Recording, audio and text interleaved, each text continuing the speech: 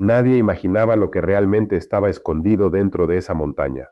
Durante años, Irán no solo ocultó sus misiles, los enterró a cientos de metros bajo roca sólida, dentro de túneles excavados pieza por pieza, reforzados con hormigón, camuflados, para que ni el ojo más entrenado de un satélite pudiera notarlos. Y luego desafiaron abiertamente a Estados Unidos a encontrarlos. Durante mucho tiempo, ese desafío pareció ganado. La montaña se convirtió en una bóveda, y dentro dormía uno de los arsenales de misiles balísticos más grandes del planeta. Silencioso, intocable, o eso creían, pero Estados Unidos decidió que ya era suficiente. Y lo que vino después sacudió lo que el mundo asumía sobre la guerra moderna, sobre la disuasión y sobre lo que realmente significa estar a salvo en pleno siglo XXI.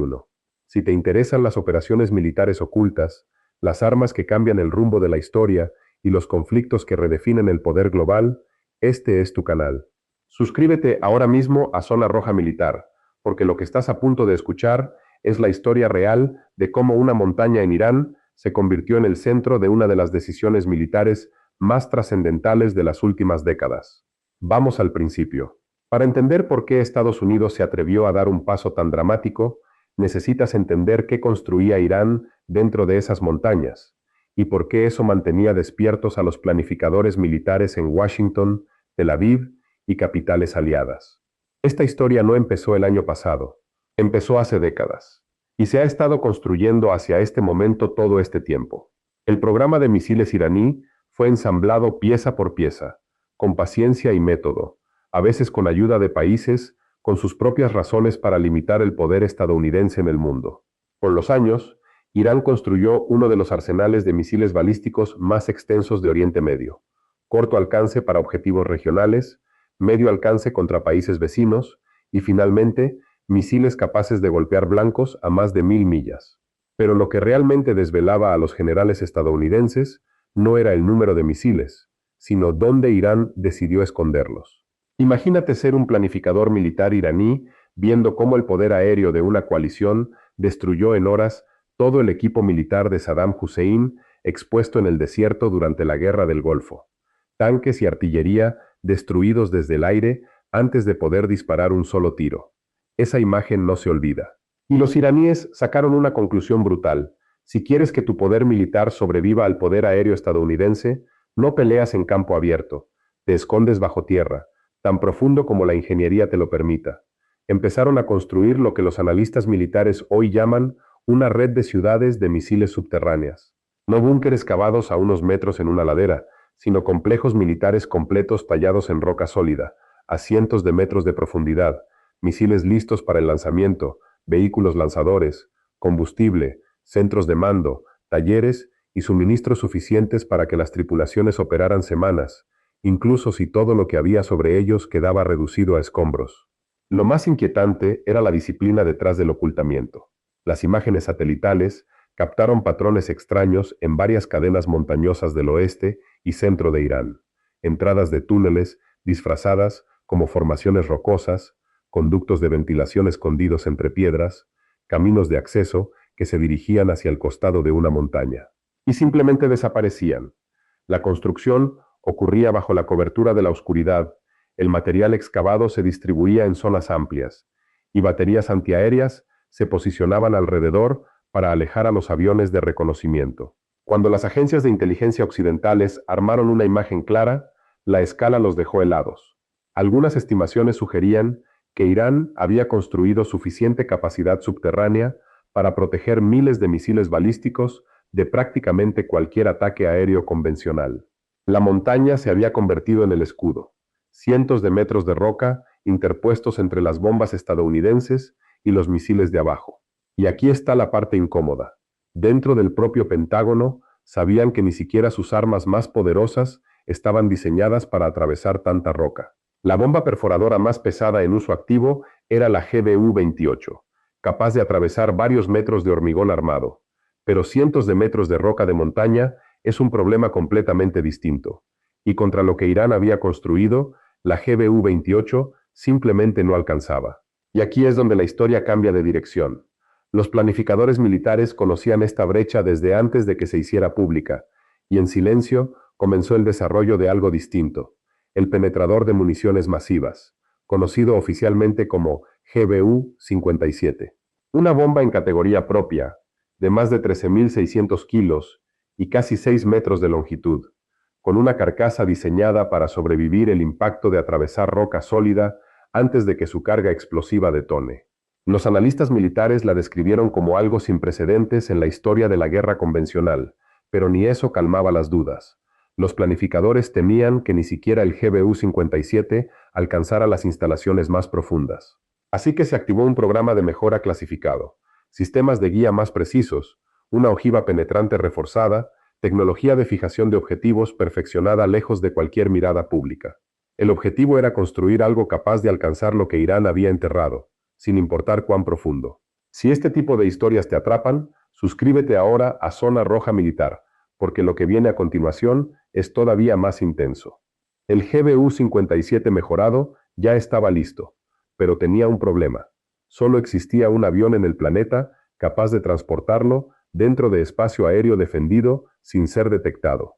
El B-2 Spirit, un bombardero furtivo de ala volante que durante décadas se ha mantenido en la vanguardia del sigilo. Cuando ambos sistemas se combinaron bajo autorización, esta historia llegó a su punto más trascendental, y mientras Washington deliberaba, Irán hacía lo contrario de retroceder. Sus funcionarios desafiaban abiertamente a Estados Unidos a intentar destruir su red subterránea, y sus comandantes aseguraban en entrevistas que esas fortalezas eran intocables, que Estados Unidos podía bombardear la superficie todo el día sin cambiar nada bajo tierra. Estaban, según sus propias palabras, completamente seguros de sí mismos. Ese tipo de confianza pública genera una reacción específica en los círculos de planificación militar. Cuando un adversario declara frente a las cámaras, una y otra vez, que su arma más avanzada no puede alcanzarlos, el Pentágono nunca lo ignora, lo demuestra equivocado. Y eso, según la mayoría de los relatos que han surgido después, fue exactamente lo que ocurrió.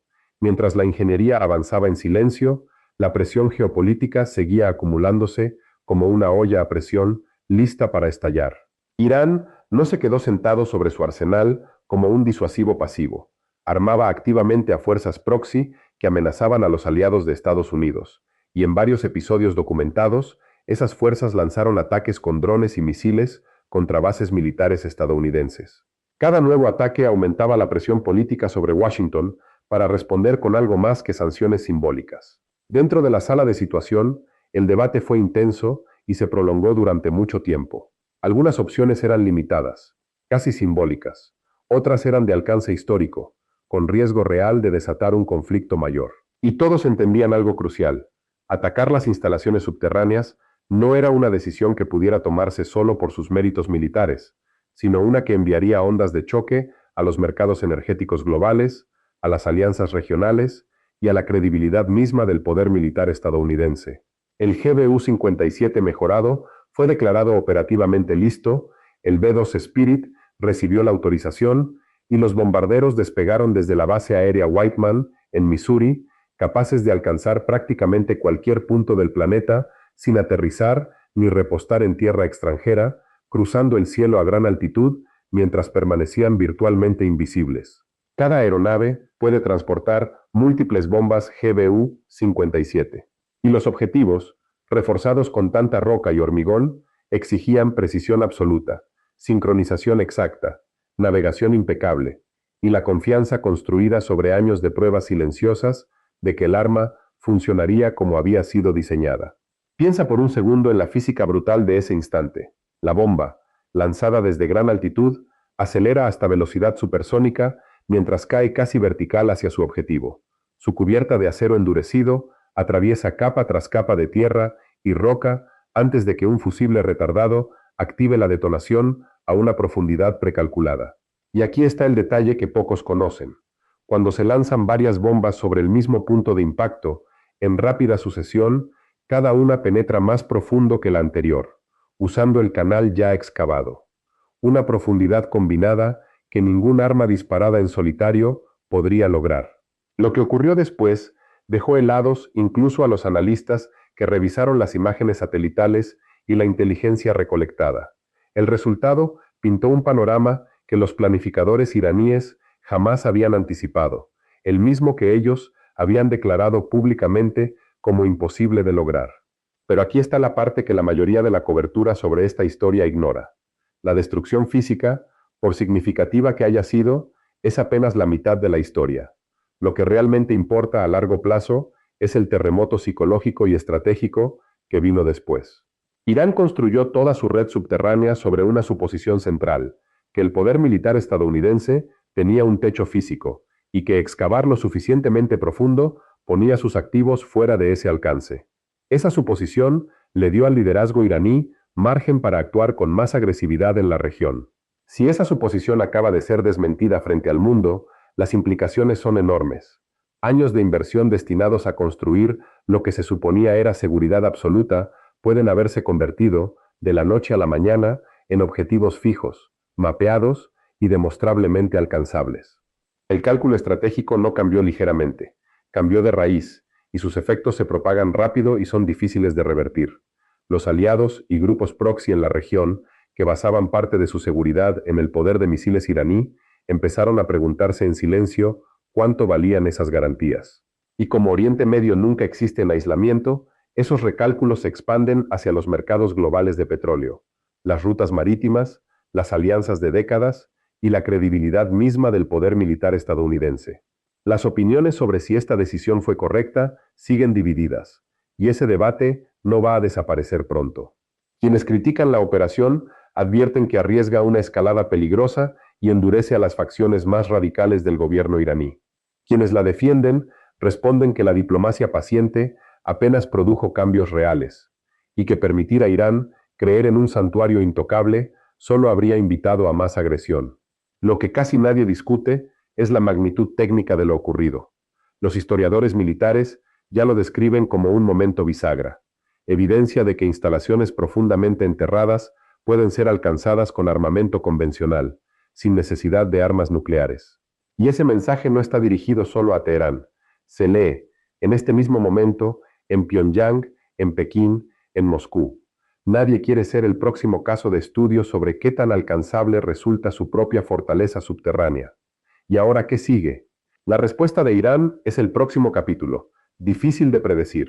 Históricamente, su liderazgo ha preferido represalias calculadas, porque conoce la brecha de poder militar que lo separa de Estados Unidos, y una guerra abierta sería devastadoramente costosa.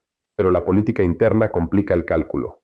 Las facciones más duras, las que apostaron su credibilidad en declarar esas montañas invencibles, ahora enfrentan presión real desde su propia base, y esa presión puede empujar hacia respuestas que escalen más de lo previsto, con negociaciones nucleares, conflictos proxy y operaciones paralelas ocurriendo al mismo tiempo. Una cosa parece innegable a estas alturas. La montaña ya no es el escudo que Irán creía tener, y el cálculo global sobre la guerra subterránea, desde Teherán hasta Pyongyang y Moscú, ha cambiado de una forma muy difícil de revertir. ¿Tú qué crees? ¿Demostrar que esa fortaleza era alcanzable cambió para siempre el equilibrio nuclear mundial? ¿O Irán encontrará otra forma de reconstruir la disuasión que acaba de perder? Déjamelo en los comentarios. Y si quieres seguir cada desarrollo de esta historia, suscríbete ahora a Zona Roja Militar y activa las notificaciones, porque aquí seguimos lo que la mayoría de los medios no se atreve a explicar a fondo.